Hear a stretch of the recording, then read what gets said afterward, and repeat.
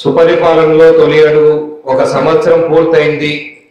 కూటమి ప్రభుత్వం ఏర్పడి చెప్పిన మాటలు చాలా ఉన్నాయి. దాంట్లో చాలా వరకు చేసుకుంటా పోయాం. అందరికీ లబ్ధి చేకూరిందా లేదా తెలుసుకోవాల్సిన బాధ్యత మాకుంది. ఇంకా సమస్యలు ఏమున్నాయి తెలుసుకొని మిగిలిన కాలంలో అవి పూర్తి చేసి సమస్యలు తీర్చాల్సిన బాధ్యత ఉంది. కాబట్టి ప్రతి ఊరికి పోయి ప్రతి ఇంటికి దాదాపు మా కార్యకర్తలందరూ కూడా అన్ని ఇండ్లకు కూడా వస్తూ ఉన్నారు.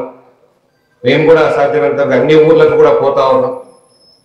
సమస్యలు తెలుసుకోవడంతో పాటు సుపరిపాలనలో అందరూ బాగున్నారు లేదా కనుక్కోవడానికి వచ్చిన్నాం. సంవత్సరం అయింది. మేము అనుకున్న దానికన్నా, ఎందుకంటే మామూలుగా అయితే చంద్రబాబు నాయుడు గారు పరిగెత్తిస్తూ ఉంటారు, ఇప్పుడు కూడా మమ్మల్ని అయితే పరిగెత్తిస్తూ ఉన్నారు. కానీ అన్ని సంక్షేమ కార్యక్రమాలతో పాటు అభివృద్ధి ఏమన్నా స్లో అయిందా అనేది ఇంతకు ముందు జరిగిన అభివృద్ధితో పోలుస్తూ ఉంటారు. కాబట్టి ఇక్కడికి చెప్పడానికి రావడం జరిగింది.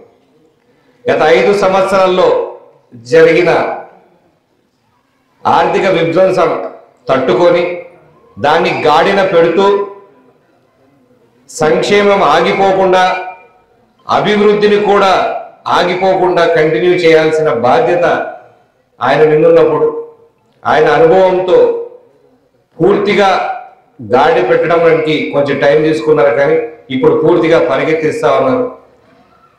ఇన్ని రోజులు ఆగిపోయిన సిమెంట్ రోడ్లు మళ్ళీ వస్తూ ఉన్నాయి. ఎక్కడెక్కడ అవసరం ఉందో ప్రతి ఊర్లో మాకు చెప్పిన టార్గెట్ అయితే ఏంటంటే ముఖ్యమంత్రి గారు ఎక్కడ కూడా పల్లెల్లో రోడ్డు లేదు, ఈ సందులో రోడ్డు లేదు అనుకోకుండా 100% పూర్తిగా సిమెంట్ రోడ్డు ముందుగా వేయండి అని చెప్పి ఉన్నారు. దానికి ఖచ్చితంగా మేము కూడా పూర్తి చేస్తామని తెలియజేస్తాం.